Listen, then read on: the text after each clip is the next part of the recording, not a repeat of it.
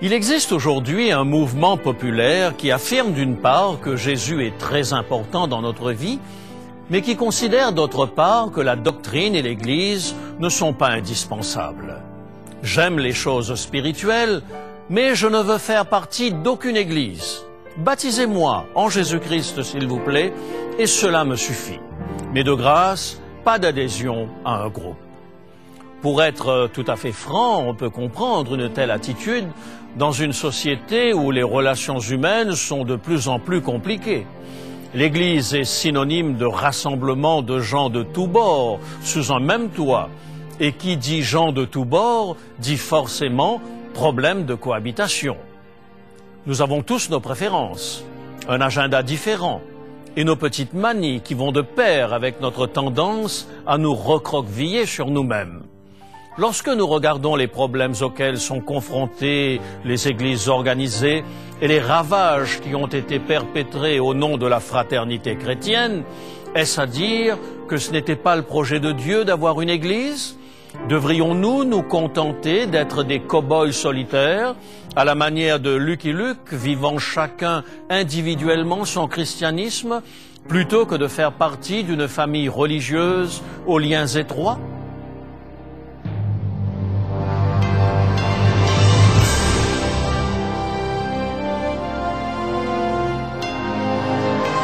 Elle a résisté à l'épreuve du temps. La Bible, le livre de la révélation, est toujours d'actualité dans le monde complexe d'aujourd'hui. Voici, il est écrit. C'est un message de foi et d'espérance que vous présente maintenant José Élysée.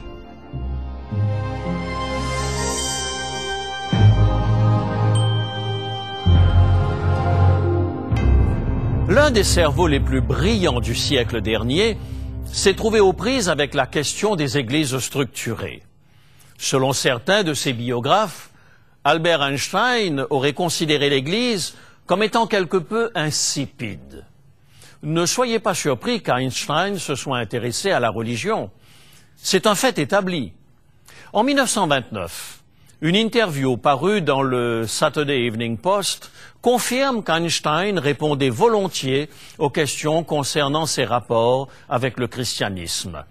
À la question « Jusqu'à quel point avez-vous été influencé par le christianisme ?», Einstein a répondu « Enfant, on m'a appris à découvrir aussi bien la Bible que le Talmud.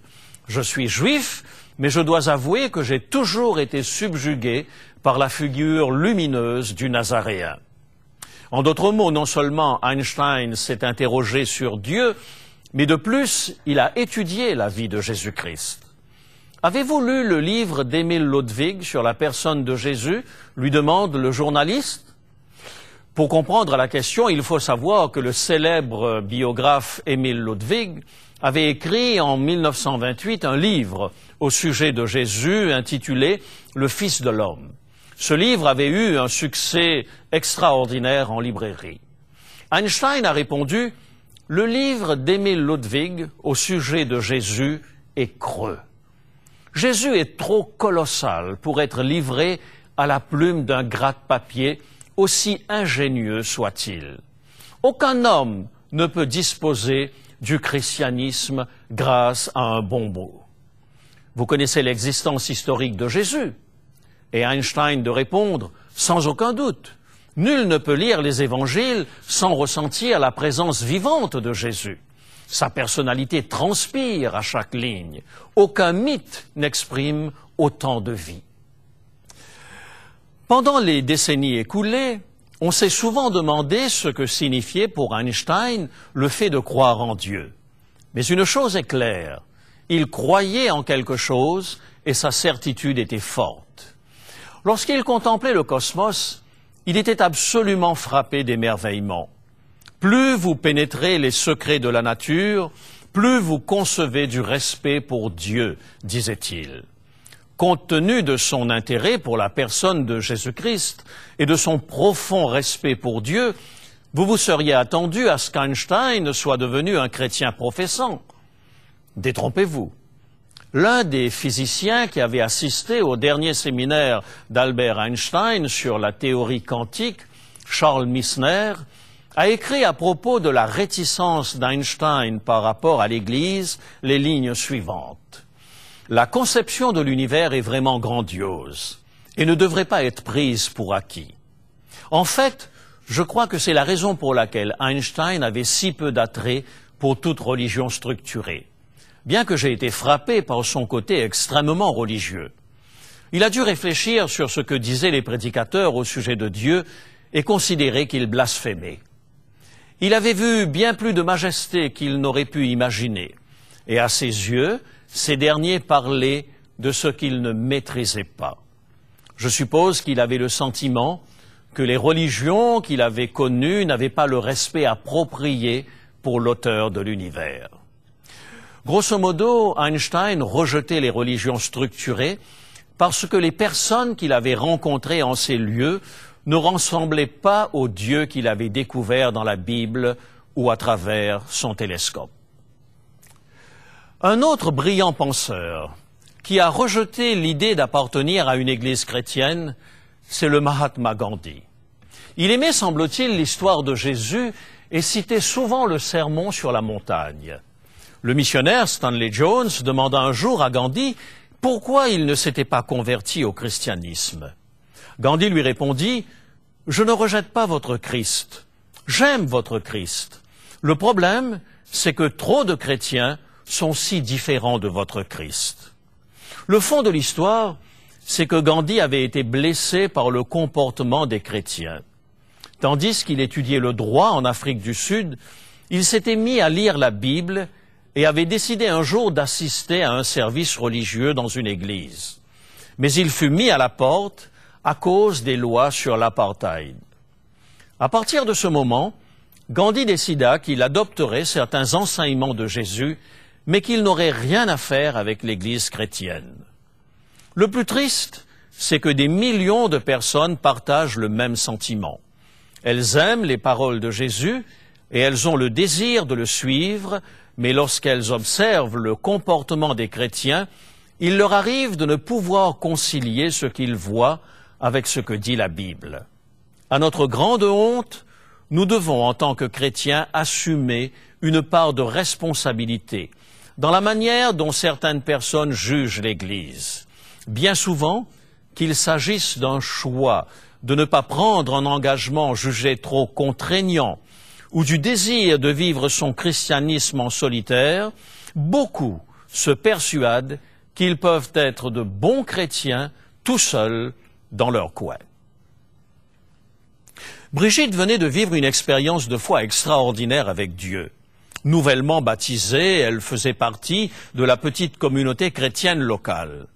Interpellée par sa joie de vivre et par son enthousiasme, un ami exprima le désir d'être baptisé à son tour. Brigitte estimait que son pasteur n'accédait pas assez vite au désir de son ami. Elle voulut en avoir le cœur net. « Pourquoi voulez-vous imposer à Joseph un ensemble de doctrines ?» demanda-t-elle à son pasteur. « Il veut tout juste être baptisé en Jésus-Christ. » C'est une des questions auxquelles tous les responsables d'Église sont confrontés un jour ou l'autre. Est-il réaliste de croire qu'une personne peut suivre Jésus sans pour autant adhérer à sa doctrine? Même si l'idée est populaire, ce n'est pas tout à fait ce que dit la Bible. L'Évangile de Marc, relatant la guérison d'un démoniaque dans la synagogue, ajoute que tous étaient frappés de la doctrine de Jésus. Soulignons que le mot doctrine ici n'a rien de péjoratif. Il signifie simplement enseignement. Aimer Jésus et ne pas supporter son enseignement paraît pour le moins paradoxal.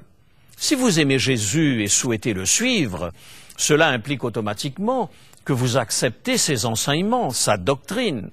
En fait, ceux qui suivent Jésus sont justement appelés ses disciples dans la Bible, parce que ces personnes acceptent d'être enseignées ou disciplinées par Jésus.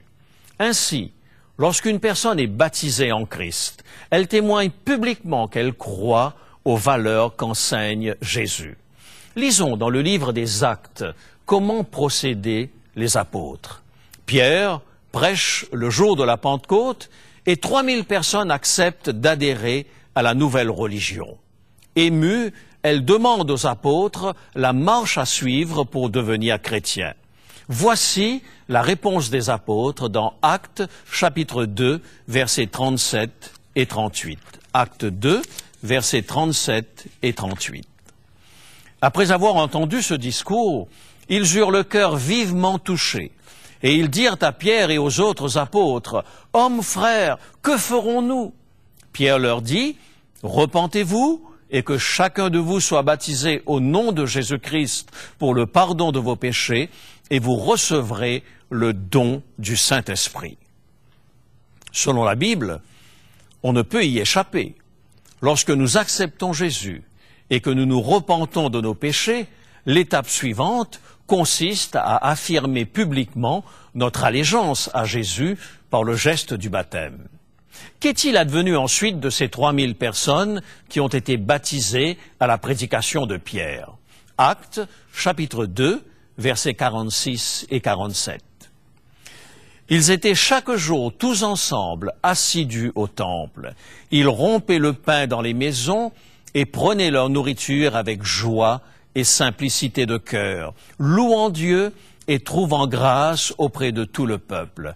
Et le Seigneur ajoutait chaque jour à l'Église ceux qui étaient sauvés. L'ordre naturel des choses dans l'Église primitive est présenté clairement dans ce texte. En premier lieu, les gens se repentent de leurs péchés et acceptent la seigneurie de Jésus-Christ, puis ces personnes sont baptisées en témoignage public de leur décision et elles sont ajoutées à l'Église. Il est clair à partir de cette expression que l'Église du Nouveau Testament était structurée. Ceux qui étaient baptisés devenaient membres de l'Église et participaient activement à la vie du groupe. Certaines personnes estiment qu'il s'agit d'une Église spirituelle, qui n'impliquait pas une organisation humaine. S'il m'arrive de regretter personnellement que l'Église se soit engluée dans des traditions et des procédures administratives complexes, force m'est de constater que le Nouveau Testament considère l'organisation de l'Église comme nécessaire.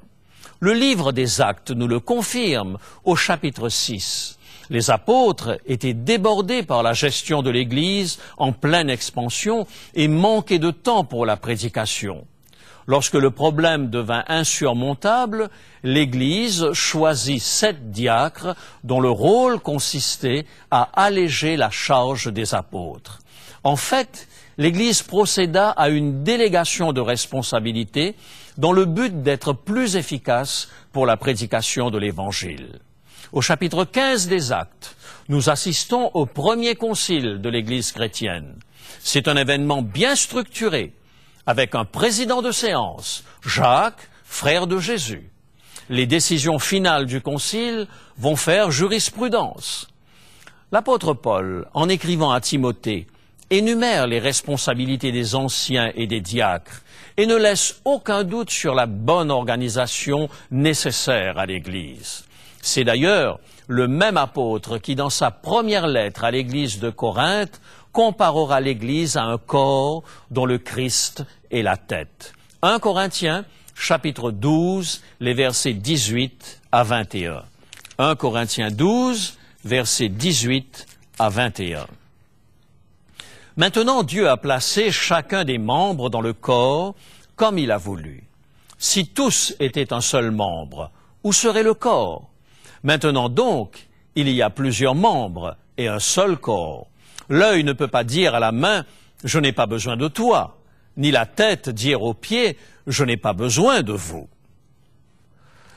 Dieu a donné à chaque membre du corps du Christ au moins un don spirituel à mettre au service de la communauté, soit le don de sagesse, le don de prier, d'enseigner, de prêcher.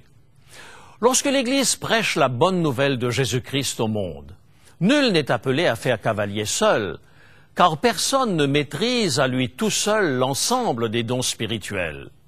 Je ne connais aucun individu qui soit en mesure de réaliser seul ce mandat.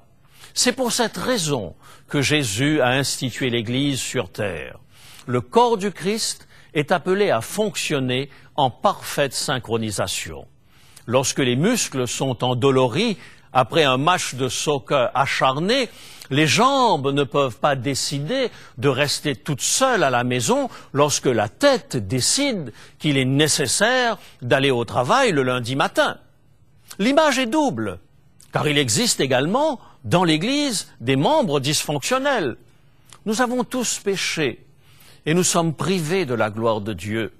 Aussi devons-nous nous attendre à ce qu'il y ait des ratés dans l'Église. Et quelquefois, ces ratés peuvent avoir des conséquences dramatiques. Il suffit pour cela de prendre connaissance des dérives tragiques des sectes.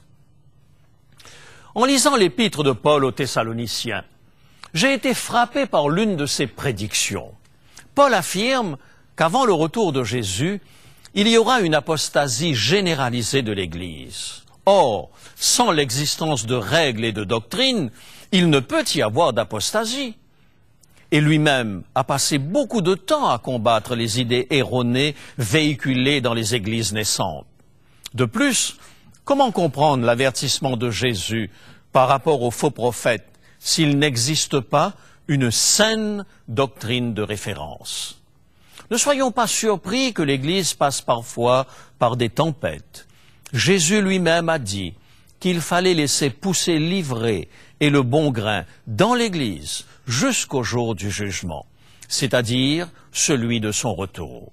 Pourtant, malgré ces lacunes, l'Église demeure pour chacun de nous l'espace le plus sûr dans un monde sans repère. Paul nous exhorte à ne pas l'oublier dans son épître aux Hébreux, chapitre 10, versets 24 et 25.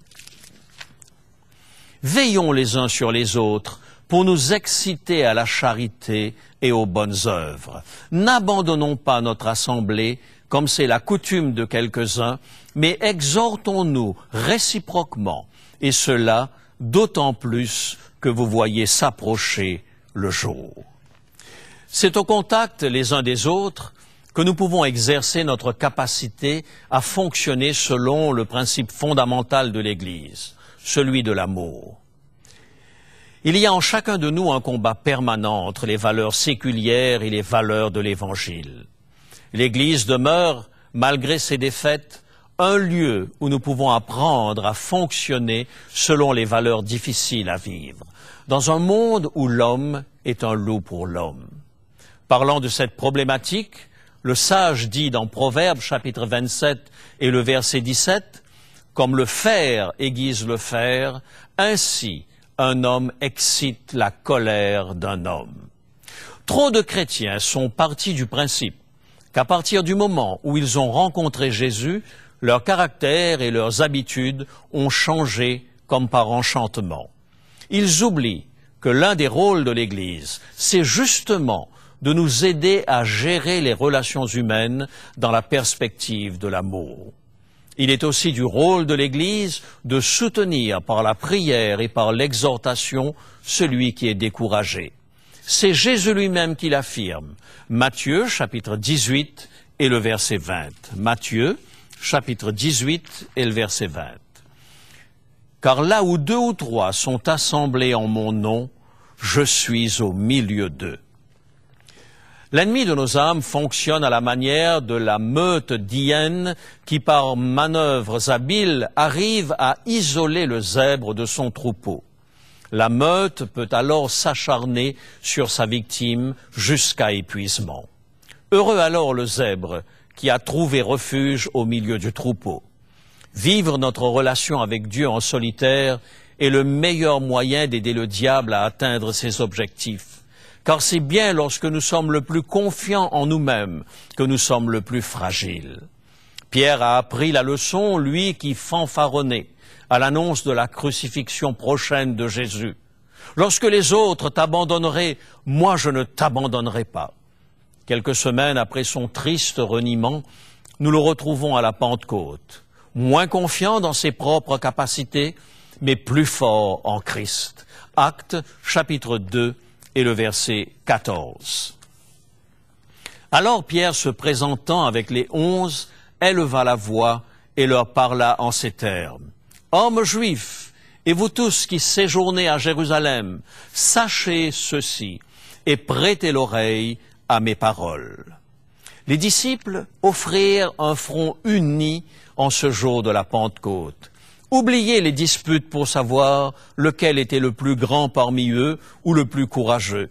Soumis à l'Esprit Saint, ils agissaient d'un commun accord, dit la Bible. C'est dans l'unité d'action que nous sommes assurés des plus grandes victoires. Un homme aborda un jour le célèbre évangéliste Dwight Moody et lui confia qu'il n'avait nul besoin d'église. Moody ne dit mot, mais se dirigea vers la cheminée. Saisissant un morceau de charbon, il le sortit du feu.